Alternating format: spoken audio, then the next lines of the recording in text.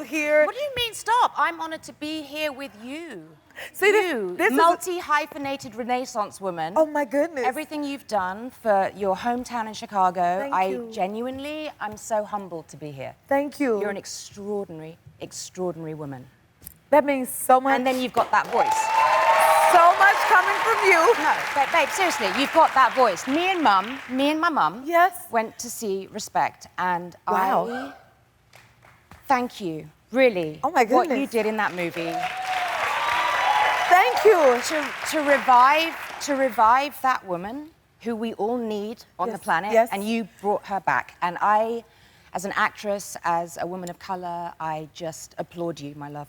I do not take that lightly coming from you. I mean, come on, this is one of the greatest actresses in Hollywood. I hope you heard it in the intro. From actor to actor, like, you're one of the greatest, so that's the hugest compliment coming from you. Can I remind you of, like, the amazing films? Because we all got a favorite film of hers, right, guys? Yes, we do. I mean, Mission Impossible 2. Yeah, that's a good one. Interview with a Vampire. Yes, that's a good one. For Color Girls. That's a good one. The Chronicles of Riddick. That's a good one. And The Pursuit of Happiness. Woo!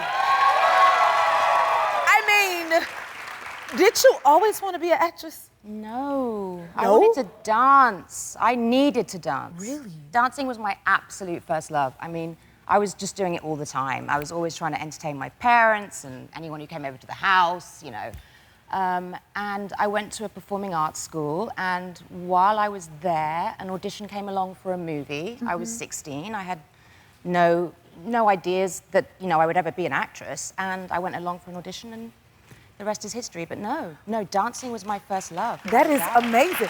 And was that first project with Nicole Kidman? Nicole Kidman and Naomi Watts and me. Really? And funnily enough, I was with Joel Edgerton last night, who's the loveliest guy in the world. Yes. And his new movie looks incredible. And he reminded me that he was an extra in the background on that movie. Oh my, Flirting. so just Joel, full of me and legends. Joel. Like, it's just crazy. But yeah, Nicole Kidman, Naomi Watts, the three of us just mind meld. It was really something, and we were children, really. Legendary. And to think of all the amazing things you've gotten to do ever since. And then I learned today that you had the opportunity to work with the legendary Tupac Shakur. What was that like? What a beautiful soul, my love. Yeah? What a beautiful soul. I never got to meet him. Yeah. I really feel to be able to talk to people about the man that I knew, because I didn't know anything about Tupac. I didn't. I was from England, and I didn't know much about rap or spoken word, you know, I just didn't. And I arrived on set, and I'd done my research, and I'd seen him in movies. Like, I was like, what a great actor this guy is, you know, Juice and whatever. And so I arrived on the movie, like, he was this wonderful actor, and he would start off, like, trying to, I don't know, the way he perceived women, but I was just really like, hey, how you doing? And I think because I wasn't a sort of typical sort of stereotype, just had to put the mask down. Yeah. And I remember, like, I would go in his trailer and hang out and tease him about his tattoos. Because I just didn't have any clue. And I'm like, what is that? Like, apparently it was a crucifix. And I'm like, it looks like a penis and balls. And, like, to Tupac, like, seriously. And he, like, I could tell at first he's, like, wanting to get really cross. And then he just laughed and laughed and laughed.